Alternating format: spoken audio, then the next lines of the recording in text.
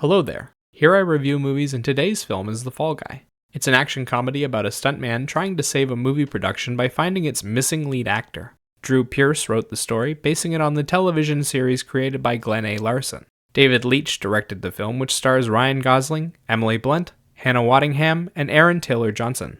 Okay, I really enjoyed this movie, and I have a lot of good things to say about it. One or two nitpicks, and then a few final thoughts and a rating. If you want to support my channel, please like and subscribe for more content. Now let's get into it. The Fall Guy is a well-polished film that does everything you want it to and more. It's funny, it has endless stunts and action, and the romance storyline features two characters you want to root for and actually like. The humor comes in the form of visual gags, jokes, funny background references, and a couple of cameos. They use it to break up the tension and to keep the atmosphere light. As a whole, the film feels more silly than serious, which helps a lot with the romance plotline. For action, you get non-stop fights, chases, explosions, and a few insane jumps.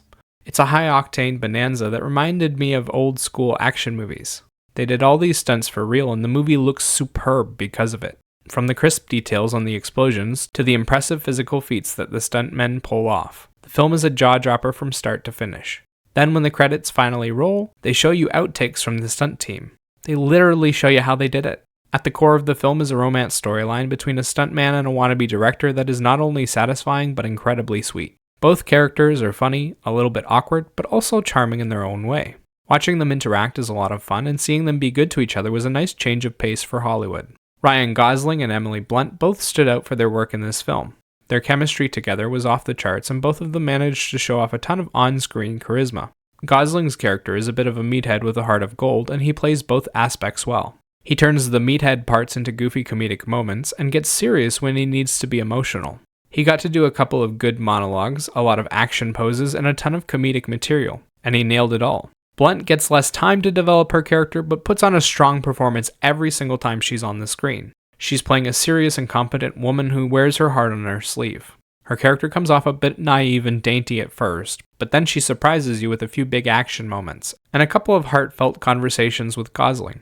Blunt plays the emotional journey beautifully. The cast as a whole was quite good at their roles. There was a lot of good humor from the supporting cast, and quite a few wonderful fights put on by the stunt team.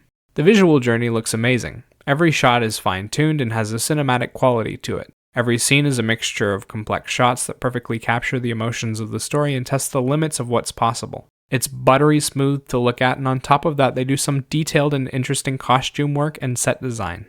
It's also got non-stop standout visual moments. The action comes in long-form scenes, and is often a mixture of physical stunts and practical effects. There's almost no CGI, which is amazing for a modern film. Behind the visual journey is an all-original soundtrack. There are no instrumentals here. Just original pop songs from the last 50 years or so.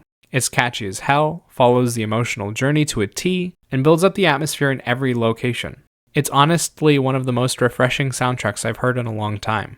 A lot of great effort went into matching the songs to the emotions in the different scenes, and they did a good job of it. It never feels out of place, and it was almost always mixed well. They even remixed a few of the original songs to change their feeling, and they ended up creating some new bangers that I'll be adding to my own playlists. Like that I Was Made for Loving You mix by Yungblud, it's the perfect mix of 80s action vibe and romance song. Alright, now that I've gushed about the film, I should address the two little nitpicks that I had.